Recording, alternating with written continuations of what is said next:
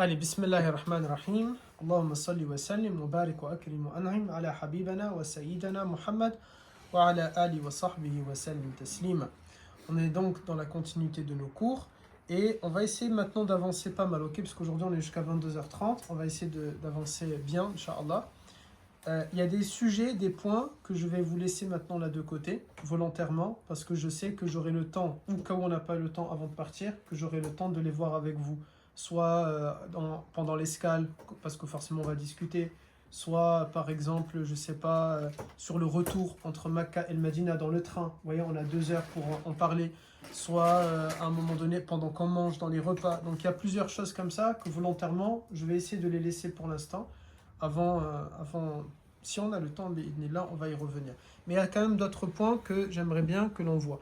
Celui qu'on va faire là maintenant, c'est ce qu'on appelle les miqats, ok? Et avant de faire les miqats, on va en voir un qui est un miqat à l'intérieur d'une zone. Souvenez-vous, nous avons dit qu'il y a 3 types de zones sacrées. Il y a ce qu'on appelle les mosquées sacrées, ça comprend uniquement Al-Madina Al-Munawwara, la mosquée du prophète, et la mosquée là où il y a la Kaaba, ok, le sanctuaire. Ensuite, il y a ce qu'on appelle le Grand Haram, la région du Grand Haram qui est située à Makka, et qui n'est pas que la ville de Makka, mais qui peut s'étendre. C'est pas uniforme, ok, c'est pas un demi-cercle. À des endroits, le rayon est grand, à des endroits, il est court. Le plus éloigné, ça démarre à 22 km de la Kaaba, ok. Plutôt le plus proche, pardon. Le plus proche, il démarre à 22. Le plus proche de la frontière, c'est 22 km. Et d'autres, ça peut être beaucoup plus loin que ça. Et on a, donc ça, c'est ce qu'on appelle le Grand Haram. Et il y a une 3e zone qui est sacré, c'est ce qu'on appelle les miqats. Et là maintenant on va travailler sur al-miqat. Et concernant les miqats, avant de revenir exactement sur les miqats, on va en voir l'un d'entre eux. Un miqat déjà, peut-être c'est même mieux que je parle directement d'abord des miqats avant de faire le miqat qui m'intéresse, qui est miqat Masjid Aïcha. C'est peut-être mieux de le faire de cette manière-là. Oui, c'est beaucoup mieux. Alors, quand on parle des 2 mosquées sacrées, qui est la mosquée du prophète et la mosquée de Makka al-Mukarrama, on appelle ça al-Haramayn, les 2 saintes mosquées, ok, al-Haramayn. Ces 2 mosquées, elles sont sacrées, pourquoi? Parce que la prière que l'on fait dedans, elle n'a pas la même valeur qu'une prière qui est faite ailleurs. Le prophète sallallahu alayhi wa sallam, il dit que salatun fi masjidi hadha, une prière dans cette mosquée, dans ma mosquée, celle-ci, elle équivaut à 1000 prières. Et il dit, et à Makka, c'est 10 fois plus, c'est-à-dire 100 000 prières, ok? Encore une fois, on l'avait déjà vu, ça ne veut pas dire que vous allez rattraper autant de prières, ok? Mais amma, vous avez bien sûr la récompense de ces prières-là. On a déjà vu que dans une prière, mes garçons, vous êtes comptabilisé, est-ce que la prière, elle est faite? Et ensuite, vous avez la récompense par rapport à la concentration, la récompense par rapport à la piété, la récompense par rapport à l'acte, au fait que vous l'avez fait, etc. La récompense, vous l'avez fois 1000 dans la mosquée du prophète, fois 100 000 dans la mosquée de Makka, mais le compteur, il sera que 1, ok? Ça va jusqu'ici ou pas? Ouais. Ça sera toujours une prière qui aura été faite. Ça, c'est dans Al-Haramayn. Oui. Et ça, les récompenses, elles se délimitent qu'aux mosquées ou même... Alors, c'est ce qu'on va voir. Il y a 1000 dans la mosquée du prophète, 100 000 dans la mosquée de Makka, et la 3e, mes garçons, qui peut me dire? Jérusalem. Aïwa, la mosquée de l'Aqsa, combien ça vaut? 100, non 500. 500, ok? Dans la mosquée de l'Aqsa, que Dieu un jour nous permet d'y aller. Vous savez que c'est une umrah aussi. Je ne sais pas si on ne l'a pas vu là, mais c'est vrai qu'on dit au cœur de la umrah, je parle que de Makka, mais partir à Jérusalem, ça s'appelle une umrah aussi, ok? C'est une autre umrah. Simplement, cette umrah-là n'est pas obligatoire, ok? Elle est sunna, c'est une sunna que d'aller à cette mosquée-là. Mais à Makka, la umrah, elle est considérée comme étant une obligation. Mais ça, maintenant, je ne sais pas si un jour on aura l'occasion d'y aller. Il y a d'autres façons de faire une umrah par Al-Aqsa et aller à la Mecque? Dans une mosquée ou en termes de récompense? Dans le fait, l'action de l'avoir fait, uniquement dans ces 2 mosquées-là. Mais dans celle de Makka en tant qu'obligation, qui a été comptée, à Jérusalem en tant que sunna qui aura été faite. Ensuite, dans la récompense, comme pour la prière, on a dit les 1000, c'est en récompense, mais pas en acte. Le fait de prier dans Masjid Quba, qui est situé à Médine, ça vaut une Umrah. Dans la récompense, mais pas dans l'acte comme quoi il a été fait. Ok? Et comme une Umrah pendant Ramadan, ça équivaut à un Hajj avec le prophète. Dans la récompense, mais pas dans l'acte en lui-même, c'est pas à compter que vous êtes un Hajj, ok? Que vous avez fait le pèlerinage. Ça va? J'ai répondu? Ouais. Ensuite, vous avez ce qu'on appelle Al-Haram, le grand Haram, la grande zone d'Al-Haram, qui est cette région-là, on a dit, une région qui est située tout autour de Makkah al-Mukarrama et qui peut aller à son minimum à 22 km. Dans cette zone-là, vous devez comprendre, et ça c'est quelque chose qui est très important, quand on part en Umrah, que ce soit à Médine, parce que Al-Haram, ça comprend le grand Haram, c'est autour de Makkah, une très grande zone, plus toute la ville de Médine al-Munawwara. Dans ces endroits-là, ils sont considérés comme étant des villes haram, pas dans le sens qu'il est interdit d'y aller, mais des villes qui sont sacrées. Le terme haram avec un grand H, c'est sacré. Dans ces villes-là, il y a tout un tas d'actions qui sont interdites de faire. Mathalan, on n'a pas le droit de perturber les animaux. Ça veut dire que même pour m'amuser, pour faire un TikTok, je ne peux pas courir au milieu des pigeons. Ok? Et du mieux possible, s'il est possible pour moi, sans que ça soit trop contraignant, de m'écarter pour les laisser tranquilles, je dois le faire. Les pigeons, par exemple, qui sont en train, vous allez voir beaucoup de pigeons dans beaucoup d'endroits. Masjid Quba, justement, il y a énormément de pigeons. Si ça vous bloque l'entrée pour aller à la mosquée, il n'y a pas de mal, ok? Mais si ça vous fait tout un détour, il n'y a pas de mal. Mais quand vous allez marcher à cet endroit, ça veut dire qu'on va marcher calmement, ok, pour ne pas les perturber. Parce qu'on n'a pas le droit de perturber les animaux dans l'enceinte du haram, ok, dans le territoire sacré d'Al-Haram. Dedans, nous n'avons pas le droit de nous disputer.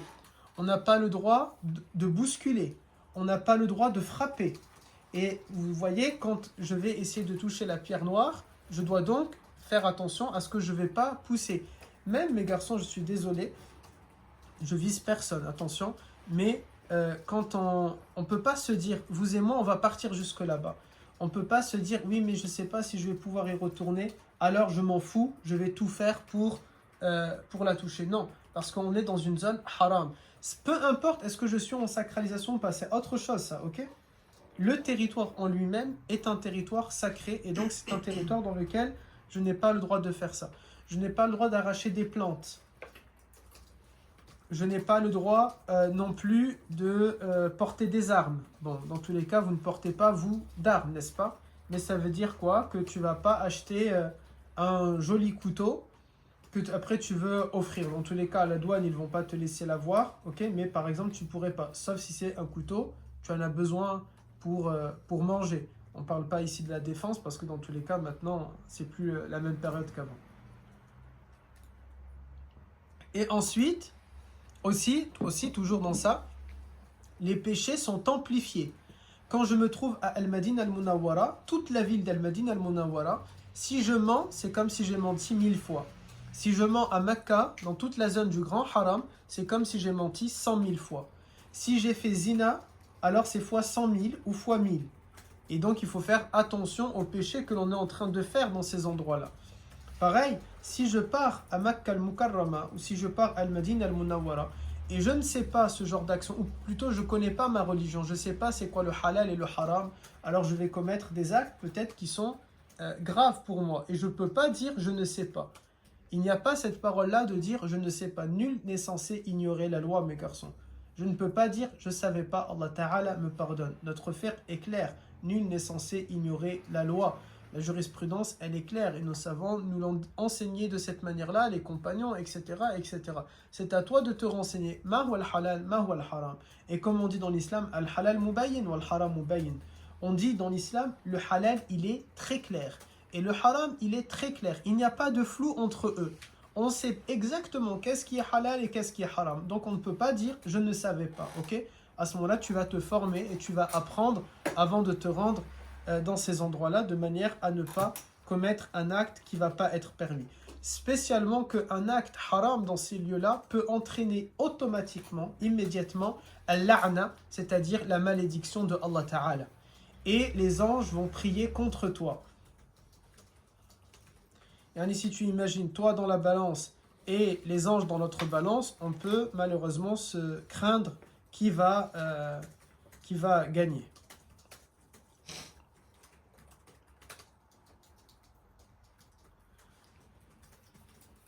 Quoi, al-la'na? La malédiction. Merci. You're welcome. Alors je le montre vite fait à la caméra pour ceux qui vont regarder le cours pour le rattraper. Et ensuite maintenant je vous le montre à vous. Regardez, vous avez ici en gris foncé, c'est la zone de la mosquée. À peu près, non c'est pas la zone de la mosquée. Oui, c'est ça, c'est la zone de la mosquée, ok? C'est Masjid al-Haram. Et tout ça, c'est la ville. Ça, c'est maintenant l'expansion, la ville, elle a grandi, bien sûr, ok? Et ça, c'est ce qu'on appelle la zone du Grand Haram. Il y a des pics un peu partout. Certains ont été gardés par les autorités, d'autres ont été détruits.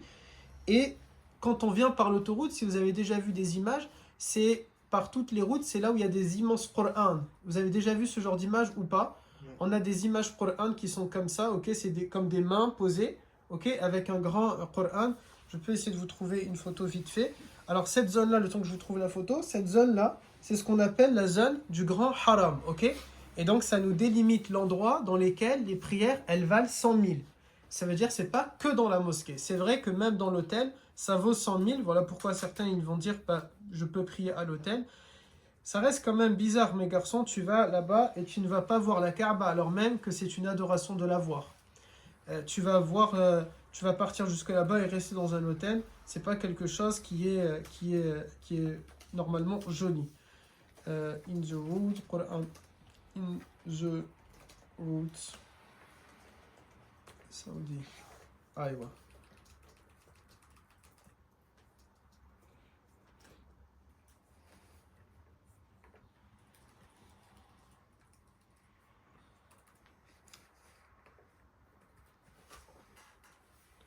Voilà, c'est comme ça. Toutes les routes qui passent, ok, pour rentrer dans la zone du Grand Haram, il va y avoir ce genre de choses. Pour nous montrer, attention, vous entrez dans la zone du Grand Haram. C'est joli, n'est-ce pas? On va en voir ça, nous? Non, parce que c'est très loin et nous, on va rester dans la zone de Mecca. Et quand on vient en train, il n'y a pas ça. En train, il n'y a pas. Ça, c'est vraiment sur l'autoroute. Les routes normales, départementales, entre guillemets, il n'y a pas. C'est vraiment que les grands axes routiers. Ceux qui font le trajet de Médine à Mecca, ils le voient normalement, eux par contre. Il y a vraiment des écritures en haut sur le Coran ou alors c'est prière? Dans une photo que j'ai vue, il me semble qu'il y avait Il me semble. Ça me paraîtrait plus logique que ce soit écrit en tout cas. Tac. Alors, quand on rentre donc dans ces territoires-là, quelle que soit notre intention, que l'on fasse une umrah ou que l'on ne fasse pas une umrah, ça reste qu'on est dans un territoire qui est sacré. Qui dit un territoire sacré dit que je dois faire attention à mon comportement, je dois faire attention à ma tenue, je dois faire attention à mes mots, à ma parole. Et si je fais un péché par oubli, admettons, j'ai vraiment pas fait attention parce que c'était dans ma nature de faire ce genre de péché, je vais automatiquement dire astaghfirullah et faire at-tawba, faire 2 raka'a mathalan, et en fonction du péché que j'ai fait, je dois donc me dire que si je veux le pardon de Allah Ta'ala, je vais essayer de me rattraper. Par exemple, je sais pas, j'ai menti en jurant, alors je dois jeûner 3 jours en rentrant à la maison, ok? Parce que là c'est grave, sinon ça vaut 100 000 choses, et donc ça veut dire que tu dois 100 000 fois 3 jours, mathalan. Si je ne vais pas un jour le faire devant Allah Ta'ala, je vais devoir rembourser cette dette-là que je dois à Allah Ta'ala, et ça va être grave pour moi. Alors, les miqats, maintenant, mes garçons, par contre, c'est quoi? Ça, on a dit, on a vu Al-Haramain, on a vu la zone du Grand Haram, et maintenant, nous avons la 3e type de lieu sacré, c'est ce qu'on appelle les miqats. Al-miqat, c'est largement différent, et c'est beaucoup plus loin. Si je vous montre une autre carte, imaginez tout ça à l'échelle pour que vous compreniez. Tout ça, c'est le pays de l'Arabie Saoudite. Entre là et celui-ci, là, il y a 500 km. C'est pour vous donner un exemple, enfin, pour que vous compreniez l'échelle, ok? Ça, c'est 500 km ici, à peu près 50 km de ce côté-là. Et après, je ne sais plus, mais j'ai les mesures. Voilà, je vois un, par exemple, c'est 250 km sur ce côté-là et ce côté-là. Je crois que c'est 250. Et vers là, je crois que c'est dans les 100 et 180 km, je vois, ici en bas. Ok? Donc, c'est un énorme territoire qu'on appelle maintenant le territoire à l'intérieur desquels il y a Al-Miqat. Al-Miqat, ce sont les frontières au-delà desquelles un homme ou une femme qui a l'intention d'accomplir la Umrah n'a pas le droit de les dépasser sans qu'ils formulent à leur lieu exact l'intention d'accomplir la Umrah. Auquel cas, il est obligé de retourner par le miqat par lequel il est passé. Nabi sallallahu alayhi wa sallam, il a donné des miqats spécifiques. Il a dit que, par exemple, Dhul Hulayfa, c'est le miqat de Ahl al-Madina. Dhul Hulayfa, qui est à 250 km, c'est le miqat des gens de Médine. Voilà pourquoi vous et moi, quand on va partir, bi'idnillah, on va dormir à Médine. Dès lors qu'on a payé notre nuit d'hôtel à Médine, ça veut dire que on est considéré comme étant quoi? Des Ahl al-Madina. Ok, nous sommes les gens de Médine. Notre miqat ne peut être que Dhul Hulayfa et aucun autre. Ok, je n'ai pas le droit mathalan de regarder. Imaginez, je suis Al-Madine Al-Munawwara, qui est tout de suite après Dhul Hulayfa ici. Et je vais dire, je vais faire moi la Umrah, mais d'abord je vais partir en voyage et je vais rentrer par Dhul Irq. Non. J'ai dormi à Médine, j'ai payé ma nuit à Médine et je sors de Médine avec l'intention de faire la Umrah. Khalas, je dois rentrer par Dhul Hulayfa. Ok? Automatiquement. Le train aujourd'hui, il passe par Dhul Hulayfa, par la vallée qu'on appelle une vallée qui est bénie, Wadi al-Aqiq. Dans cette vallée-là, Jibril alayhi salam un jour est venu voir le prophète et il lui a demandé, fais tes ablutions et va prier dans Wadi al-Aqiq, car c'est une vallée qui est bénie. Et le prophète est parti prier dans cette vallée-là, et les compagnons ont tellement compris qu'il s'agit d'une vallée bénie qu'ils ont, beaucoup d'entre eux, acheté des maisons dans la vallée jusqu'à qu'il n'y a plus de terrain à avoir. Ok? Et leurs maisons, pour certains, sont restées jusqu'à maintenant pour leur descendance, etc. Ok? C'est dans cet endroit qu'on a construit une mosquée qui s'appelle Masjid Dhul Hulayfa, et c'est depuis celui-là qu'on se met en sacralisation. Et ceux qui viennent d'Europe, comme toi et moi, notre miqat, si l'on vient directement de Paris, de Marseille, de France de manière générale, notre miqat, c'est à Juhfa. Ok? Mais l'avion, il va faire comme ça. Ok? L'avion, normalement, il arrive par en haut.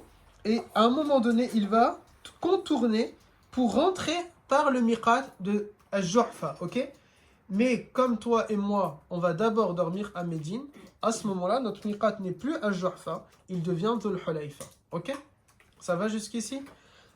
Est-ce que j'ai le droit donc de partir en Umrah et je m'arrête à Jeddah? Jeddah, c'est à Dhul Hulayfa, à Juhfa. Ok? Ceux qui arrivent par Jeddah, tous ceux qui veulent faire la Umrah directement, on atterrit à Jeddah. Jeddah, il se trouve dans le miqat, à l'intérieur du miqat de Al-Juhfa. Il veut partir faire la Umrah et il rentre ici à Al-Juhfa et après il décide d'abord de partir et lui il va partir pour faire son intention, c'est je fais ma Umrah awalan, ok, ma Umrah. D'abord, à ce moment-là, je n'ai pas le droit d'arriver par Jeddah. J'ai fait mon intention de faire ma Umrah. Je pars visiter Al-Madina et après donc je m'habille de manière normale et après je rentre. Non. Amma, je me suis arrêté à Jeddah. C'était mon cas par exemple pour la première Umrah quand je suis parti. Mon avion, il va rentrer à Jeddah. Dans l'avion, le pilote, il va annoncer attention, nous allons rentrer dans le miqat. Moi, je ne prononce pas d'intention. Je ne dois rien dire, ok? Le miqat est passé, khalas. Je ne suis pas, moi, en état de sacralisation. Je reste avec mes habits civils. Les hommes qui sont avec moi dans l'avion, qui ont l'intention de faire leur umrah, ils ont dû s'habiller avant, prononcer la parole et maintenant répéter la talbiya. Est-ce que moi, par plaisir et par amour pour ça, j'ai le droit de dire la talbiya? Là. La talbiya est réservée aux pèlerins. Ok, même si je vais aimer, je ne vais pas dire labbaik Allahumma labbaik. Elle est réservée à un pèlerin. Puisque je ne suis pas pèlerin à ce moment-là, je n'ai pas le droit. Ok, même si dans ma tête, je sais que dans 4-5 jours, je vais devenir un pèlerin. Mais pour l'instant, je ne le suis pas. Donc je suis rentré par là. Dès que je rentre dans un miqat, je dois directement entamer l'intention à l'endroit précis. Et si je l'ai raté, rappelez-vous, on avait vu ça dans les piliers, je n'ai pas le droit de faire l'intention dans un autre miqat. Je dois retourner à mon miqat. Ok? Quand on va être dans le train ensemble, et je vais vous dire, les garçons, maintenant formulez votre intention. Labbaik Allahumma umra. Vous allez la prendre la parole. Labbaik Allahumma umra. Et ensuite, surtout, ce qui est important, c'est aussi le reste de l'intention, qui est de dire, oh Allah, j'ai l'intention de me mettre en état de sacralisation. Haythuma habastani, jusqu'à l'endroit où tu vas me faire arrêter. Ok? C'est très important, il doit être dit à l'instant même du miqat. Vous ne pourrez pas le rajouter après. Celui parmi vous qui va le rater, le train ne va pas s'arrêter. Il va aller jusqu'à Al-Madina, il va payer de sa poche un billet pour retourner à Al-Madina. Il repaye de sa poche un billet pour re-rentrer et il doit dire à ce moment-là l'intention. Younes, il peut parce qu'il m'avait prévenu, c'est vrai, j'avais oublié. Ok? Ça va? Ok. Good. T'avais une question, je crois, à un moment donné, quand j'étais en train de dire ça. Non, parce qu'il y avait un truc que j'avais pas compris, mais vous l'avez expliqué. Alhamdulillah. Donc, quand je vais rentrer maintenant par ce miqat-là, on a dit, toute personne qui a l'intention de faire al-umra, il doit prononcer son intention à cet endroit. Et maintenant, c'est là où tous les interdits de l'ihram auront lieu, ok? Tant que, on va peut-être le mettre à la caméra ici pour les différents miqats. Tous les interdits de l'ihram s'enclenchent jusqu'au moment où j'ai fini de faire toute ma umrah et que je me suis désacralisé à travers al-halq wa taqsir qu'on a déjà vu. Ça va jusqu'ici? Alhamdulillah. Dis-moi. Vous avez dit à un moment quand... Oustad, il aime si vous allez me poser toutes les questions, le plus de questions possible s'il vous plaît. Le plus possible, dis-moi. Vous avez dit à un moment quand ceux qui viennent de l'Europe, le miqat il est dans la mer. Oui. Mais il est sur où exactement dans la mer? À peu près, on est à 30 minutes avant que l'avion n'atterrit. À peu près. Je sais pas, si je sais parce que je peux te dire. Il est à 180 km au nord-ouest de la Mecque, mais je ne saurais pas te dire où exactement, du coup, alaykoum salam, où exactement dans la mer. Mais comment il a été désigné là-bas? Ah, c'est le prophète, alayhi salam, qui nous l'a dit. Il a pu désigner, par exemple, je ne sais pas, hein, mais mathalan, je ne connais pas bien les images de ce miracle. Peut-être on voit une petite île, peut-être il a dit à l'horizon, mathalan, et donc on sait maintenant l'horizon à combien il est situé, quelque chose comme ça. Ces miracles-là, c'est pas que lui, mais c'est aussi Ibrahim alayhi salam qui nous les a définis, ok? Donc on sait, on les connaît, yani ça fait très longtemps que l'on sait ces endroits-là, où est-ce qu'ils sont situés. Il y avait une autre question, il me semble. Ok, parfait. Voilà pour les miqats.